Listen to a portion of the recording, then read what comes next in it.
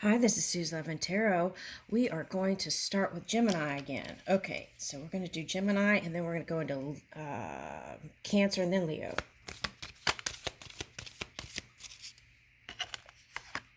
Okay, let's see. Gemini. Okay, learn about nonviolent communication. Nonviolent communication is a way of communicating that can deepen relationships and be personally empowering. Ooh, okay. It helps us to hear our own needs and the needs of others and is powerfully transformative. Okay, that's interesting. For some reason, while I was reading this, I picked up Donald Trump. Okay, that's interesting. Okay, start to free videos. Okay, start with free videos on YouTube. And if you can, get a book on the topic to really absorb the information. Nonviolent Communication by Marshall Rosenberg is a good choice.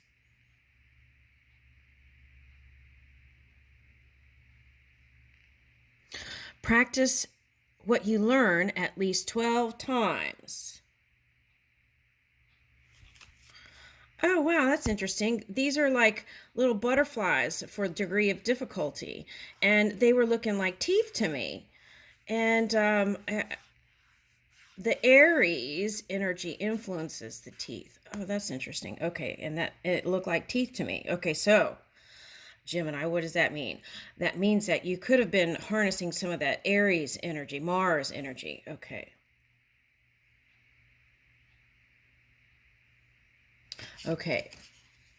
Woo! Growth. Climb any mountain, right? There's a little balloon here. It looks like a balloon, but looks like a wish lamp. Okay, so make a wish.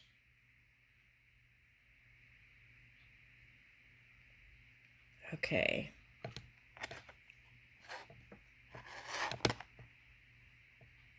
I like it. Okay, and there's a little boat here. Okay. Some of you might be taking a trip to Asia. All right, now let's see. Oh, okay, so some of you took a trip to Asia and that was a nice memory for you. Okay. All right, now here is, ooh, watermelon sugar. Okay. All right, that's that Harry Styles song. Okay, and so just in the recent past, there was International Yoga Day, right? Okay, so you can do some chair yoga. If let's say you're a person on the computer all the time, right? Or you are just busy all the time and you don't take the time to de-stress and decompress, right? That's what I'm getting. Okay, so as you can practice that in your everyday, that decompression, right? Letting it all go and moving into ease and flow, that's where you can hear better. Okay, hearing spirit better and hearing the world better too.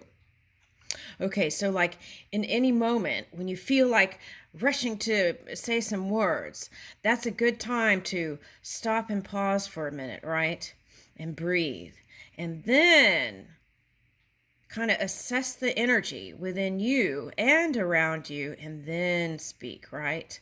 I feel like doing that and just that alone will improve your world. Okay. All right.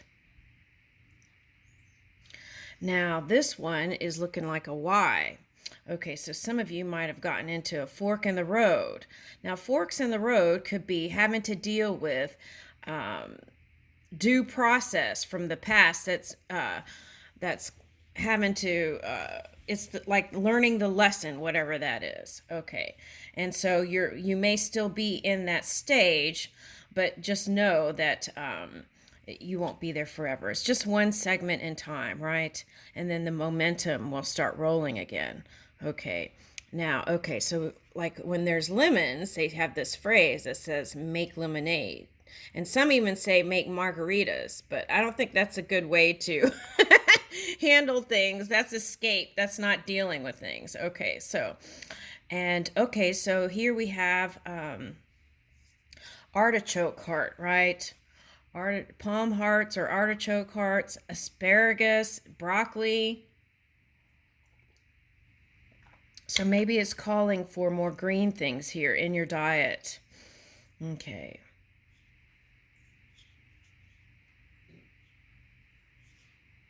This is looking like thyme. Maybe burning a little sage, right, to relax. Okay. All right, so let's see what this says. Oh, watermelon, I read, also can protect a little bit from the sun elements too, if you're going out in the sun. Okay, so I read that once. And this is looking like a clay pot. Okay, so clay pot, what is that? In the Bible, they have molding the clay, right? Okay. And the human body is a vessel. It is the clay, right? Now, energy. Okay, energy is a charge, right? Negative charge, positive charge, or zero charge, middle way. See, middle way. This is where the momentum is slow, okay? And now if you go into negative or positive energy, the momentum can pick up. But if you're charging your dreams with negative energy, that's what can manifest, okay? It's natural to have contrast, right? Like in this Y. And the thing is, shift out of it in its early stages as much as you can, right? So that you don't have to keep dealing with it later on. Okay, so, and spend the dominant time in your neutral to positive energy so that you can charge up your dream world and see that manifestation, the clay, right? The substance in the physical reality. Now, here's a biking person down here. Okay, so some of us were focused on that recently. Okay, so make sure when you ride your bike that you fill up your tires and the shoes fit. If you use one of those kind of pedals that have a that go on top too, right? You want to make sure the shoe fits into that pedal. Okay. And sometimes those prongs on the top can hook in, right? Okay, so then let's ask that. Is there something prodding you, right? Okay, so if you can just figure out what that is and then release it, I feel like you'll feel great ease and you'll just be doing this. Now, back to the yoga. If you spend a lot of time in the chair, you can go on YouTube and find chair yoga, and you could do a few things. You don't have to do a whole routine. You could even just do 5 minutes, and that will bring you some ease and circulation that will also circulate your brain better, right? Okay, so yesterday I feel like the reading was about the left and right brain. Okay, and unifying those two. Okay, so here we are. Okay, so like one is the more creative side and one may be the more analytical side, right? Okay. All right, so here it says, accomplish an important goal. Create a 12-week plan to accomplish a meaningful personal goal. Break your main goal down into 3 smaller goals for each month. Make sure each of those monthly goals are achievable. If not, adjust your main goal until you think the monthly goals are achievable. Now break down each monthly goal into weekly goals. Track your progress, and if you fall behind, don't let it discourage you. Just keep going. Let's do this. 12 weekly goals and a main goal. See, a lot of times, if you can just break it down like this, right, it doesn't feel overwhelming to attain or achieve. Okay, so enjoying the journey, right? Okay, while you're getting there. Oh my goodness, these are all the same on the outside of these two. Okay, so Okay, so this is interesting. This is like going up and then to climb that mountain, but then you go, it's like you're going in, and this is like a delicious, fruitful journey, right? Okay. And then, oh, this looks like the wheel, a watermelon wheel. Okay. And so it's like, um, if you hit a lemon, right, make lemonade, and then you'll come here. Okay, so wow, into this lotus. Okay, so I like that. Okay, so some of you might be developing a game. You might be doing game developing. Okay, now for some of you, you might get your your passion juices going to create something new, and it may have felt like a game simulation.